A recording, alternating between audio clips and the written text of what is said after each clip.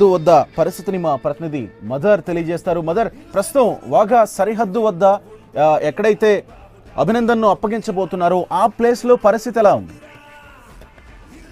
కొంత హైటెన్షన్ వాతావరణం అయితే కొనసాగుతూ ఉంది. ప్రస్తుతానికైతే వాఘా సరిహద్దు ప్రాంతం అంతా కూడా కీలకంగా అభినందన్ రాక కోసం ఎదురు చూస్తున్నటువంటి వారి కళ్ళ కోసం వారి ఆనందాన్ని వ్యక్తం చేసేయడమే లక్ష్యంగా ఇక్కడ చాలా మంది కూడా ప్రజలు ఇప్పటికే చేరుకున్నారు. అభినందన్ కు ఘన స్వాగతం పలికేందుకు ఇప్పటికే తన తల్లిదండ్రులతో సహా అక్కడ ఉన్నటువంటి దేశం అంతా ఒక కుటుంబంగా తన కుటుంబ సభ్యుడు రాక కోసం ఎదురు చూస్తున్నట్టుగా కూడా అభినందన్ రాక కోసం ఎదురు చూస్తున్నటువంటి పరిస్థితి ఉంది. ఇప్పటి నుంచి ఏ క్షణాన్నైనా అభినందన్ భారత్ లోకి అడుగు పెడతారు అనేటువంటి సమాచారం ఉన్న నేపథ్యంలో ఇప్పటికే పాకిస్తాన్ లో పూర్తి కావాల్సినటువంటి అన్ని మరికాసేపులోనే భారత్ కు అడుగు పెట్టబోతున్నారు.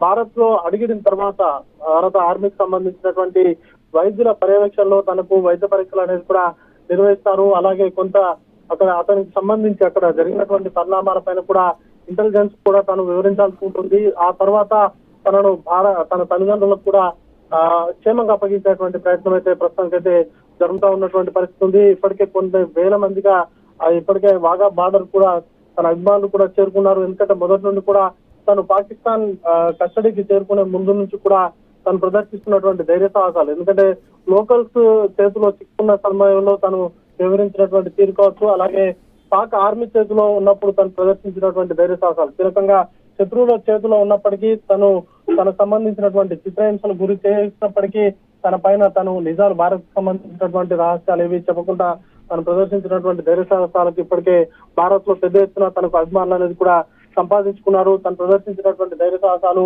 కావచ్చు, అలాగే రక్షణ విషయంలో తన నిబద్ధత కావచ్చు, తను చూపించినటువంటి స్ఫూర్తిని నింపింది.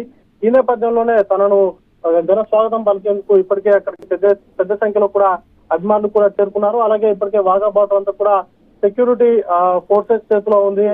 తను భారత్ లోకి రాగానే కొంత ఆనందోత్సవాల మధ్య కొంత సంబరాలు కూడా జరిగేటువంటి అవకాశం ఉన్న నేపథ్యంలో ఎలాంటి అవాంఛనీయ సంఘటనలు జరగకుండా ముందస్తుగానే అక్కడ సెక్యూరిటీని కూడా డిప్లాయ్ చేశారు. ఇప్పటికే పంజాబ్ ముఖ్యమంత్రి అమరీందర్ సింగ్ కూడా అక్కడ ఉన్నటువంటి ప్రస్తుత పరిస్థితులను కూడా ఎప్పటికప్పుడు సమీక్షించుకుంటున్నారు. తాను అక్కడే ఉండి ఏర్పాట్లను కూడా అభినందన్ కూడా స్వాగతం పలికేందుకు అక్కడ ఉన్నటువంటి ఇప్పటికే ఏర్పాట్లు కూడా పూర్తయ్యాయి. మొత్తంగా ఈ ఏ క్షణాన్నైనా భారత్ లోకి అడుగుపెట్టేటువంటి సమయం.